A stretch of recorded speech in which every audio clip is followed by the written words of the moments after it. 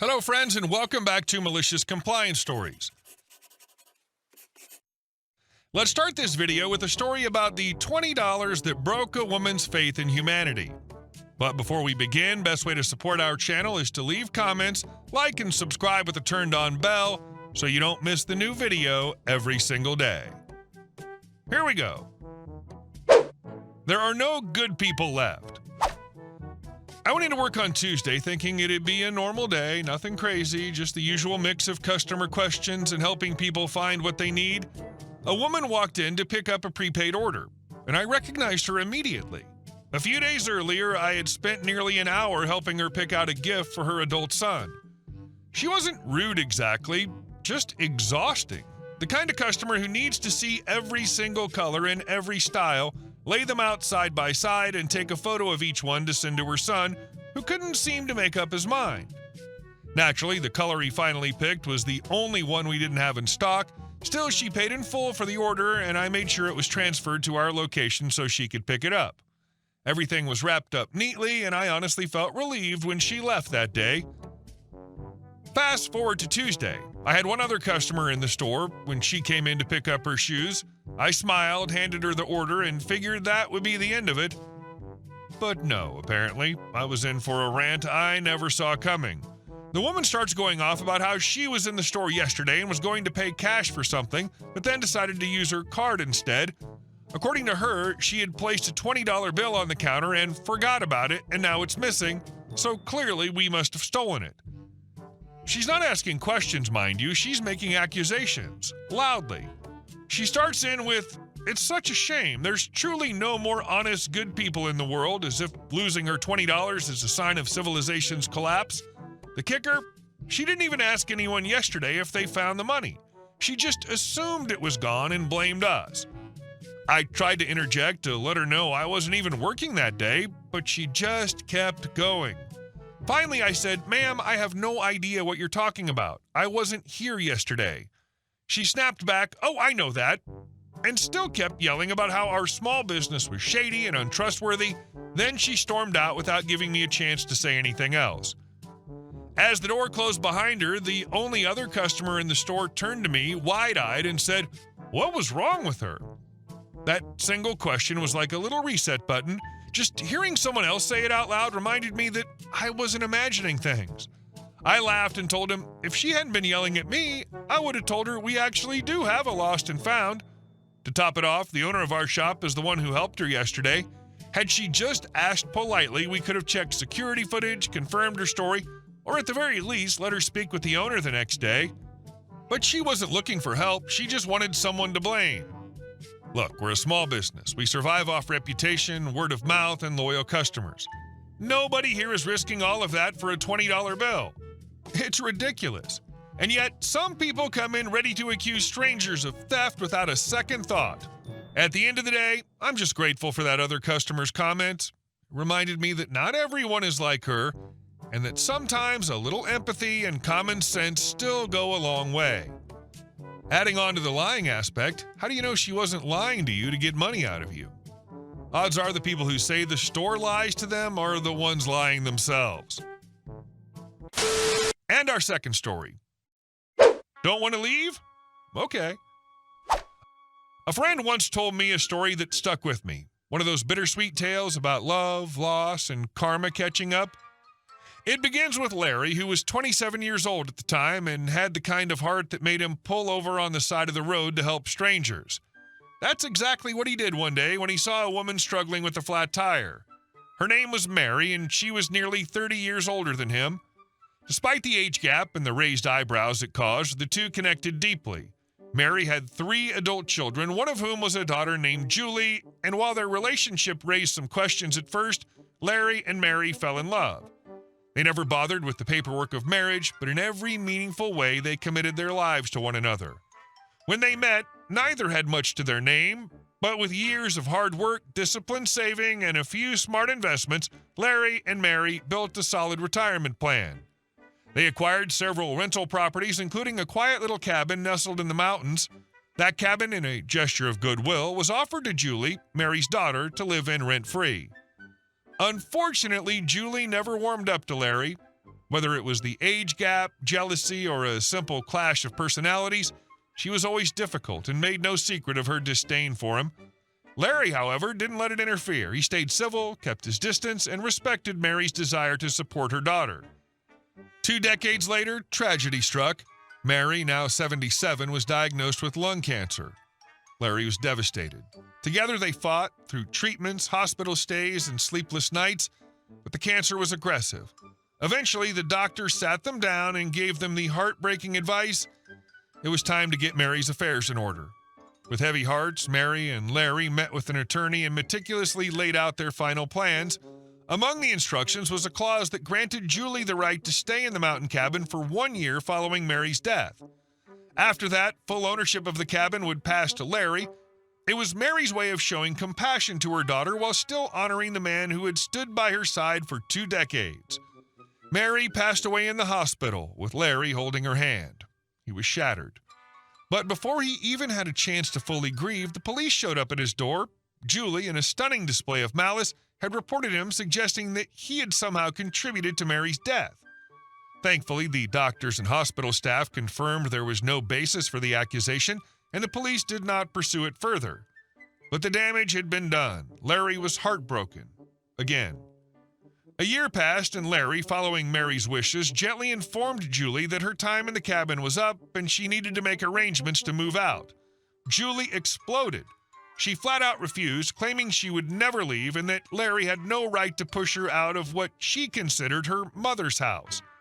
Larry, tired, grieving, and emotionally exhausted, considered the legal route, but the thought of a drawn-out eviction process filled with court dates, legal fees, and more drama was overwhelming.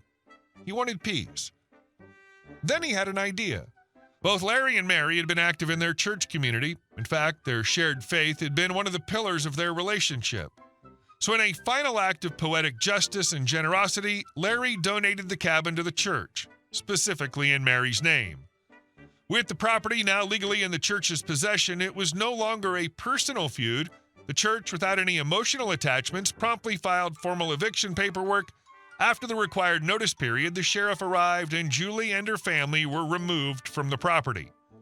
Shortly thereafter, the church sold the cabin and used the proceeds to fund community projects, helping families in need, supporting outreach programs, and hosting youth retreats. In the end, Mary's memory was honored not by bitterness and legal battles, but by acts of compassion that benefited others. As for Larry, he eventually found love again. 8 years after Mary's passing, he met a kind-hearted woman with a quiet strength, and they built a peaceful life together. They're still together to this day, happy and content. No one really hears much about Julie anymore, but I imagine she has a lot of time to reflect on the consequences of treating people like obstacles instead of family. Don't know what Julie's problem is. Sure, it's understandable in the beginning, but you gotta let it go after 20 years of seeing them in love and build a successful life together. They even let her family live rent-free. And they haven't saved up for their own house in all this time? And then Larry's young enough to take care of Mary in her last years. I'd be grateful if my mom got that second chance at happiness. Julie deserves it, especially after calling the cops. She's lucky she wasn't charged for making a false police report. And our last story. A lesson for HOA Karen. Long before I was born, Grandpa Glenn was the poorest landowner in Cleburne County, Texas. His 320 acres looked pitiful. Cows so gaunt you could count every rib under their hides, and a 1940s tractor that started only with prayer and profanity. Debt swarmed like locusts. The bank wanted the land, the leasing companies wanted the machinery, and the tax assessor had already penciled Grandpa's name into the red, nearly confiscated column. Grandpa fought back. He rose before dawn, patched sagging barbed wire fences, swapped plugs in the wheezing tractor, and at night prayed for rain so the corn would sprout. But instead of rain, the Lord sent geologists. One day, 2 fellas from Techstar Exploration drove up and asked permission to drill a few modest samples. They offered Grandpa $100 and promised to plug the holes with concrete for free. Concrete actually cost more than the 100, so he agreed. On the 5th hole, the earth erupted in a black fountain so high that neighbor Grady swore he saw it from church 10 miles away. According to legend, Grandpa muttered, "Lord, you missed. I asked for rain." Within a week, the bank turned greener than spring grass. Debts vanished, the tractor got a new carburetor, and the relatives who'd called us dirty farmers suddenly remembered we were kin. They crawled toward us like ants to syrup.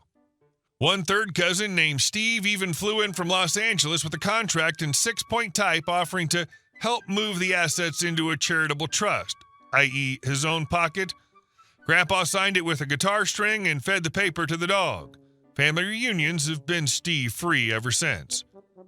Grandpa reinvested the oil money, bought utility stocks, a few startups, some real estate, and set up a trust so the grandkids won't have to sell cows to pay for college. That college dream sent my dad, Daniel, far from the Texas heat. He loved Grandpa dearly, but dust-filled lungs and 104 degrees Fahrenheit in the shade were not his idea of romance. So when his time came, Dad sold 80% of the family stock portfolio, a little Amazon, a little Tesla, all pre-hype, and bought 600 acres of conifer forest in the northern Appalachians, complete with one big house and 3 ridgetop cottages. Getting there meant potholes, GPS dead zones, and a view of a lake that looked like the Windows XP wallpaper and stereo. For the first year, we just visited on holidays, pitched tents, roasted hot dogs, caught trout, and listened to Dad strum "Take It Easy." He said he'd someday fix the road, install solar panels, and rent the cottages to well-heeled techies who wanted to breathe forest. Until then, it was pure vacation. Year 2's August delivered Karen. The night was as sticky as caramel on sneakers. Cicadas screeched, Dad finished another chord, and Mom, my sisters, and I warmed our hands by a neatly stoned-in fire pit. Suddenly, a crack of bushes, a blinding flashlight beam, and a woman in a neon lime outfit, as if a highlighter had stepped into the dark. Behind her stood 2 cops, hands near their holsters. "Officers," she barked like we were barbecuing her chihuahua, "those druggies are back. Arrest them now. They'll burn down our houses." Firelight shadows jerked. The younger cop, nervous, cast a suspicious look at the beer can in Dad's hand and ordered, "Stand up and show proof you own this land." Dad set his Martin aside, rose, and lifted his hands to shoulder height. The universal, "I'm cool." Calm voice, "No problem, officer. Papers are in the house." "Kids, it's fine."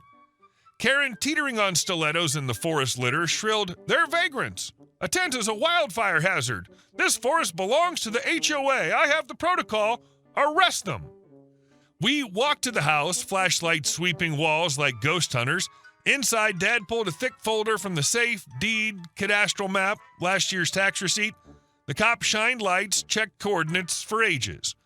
"Looks legit," the older one grunted at last. "Your name?" "Daniel Rose." Rose, the younger cop shifted his appraising stare to Karen. "Cousin, you got anything to dispute this?" That triggered her detonation. "This isn't over. This forest is private HOA land. We established a nature preserve here. I'll call lawyers." Dad finally allowed himself a small smile and played his trump card. "Excellent. I love lawyers. In fact, I am one. Member of the Texas State Bar." He produced the license. "So we'll meet in court, Mrs. Karen Lee Gardner, and I will destroy you." "I'll write that down," Dad said, calmly uncapping a pen from the wall. "Officers, any other issues?" The cop shook twin nose and politely suggested Cousin Karen cool off. She backed off, wagging a finger. "You'll regret this. I'll be back. This isn't the end." Dad replied, "Oh, it's not the end. I'll be posting private property signs and fencing the boundary tomorrow. Next time I catch you trespassing, we'll add criminal charges. Those signs will keep your HOA from getting lost in my woods again." And that's the favor Karen unwittingly did for us. We never saw her after that. Karen's pride first dragged her into the forest, then banned her from ever setting foot in it again. Hey guys, thank you all for watching the video. I'll see you in the next one.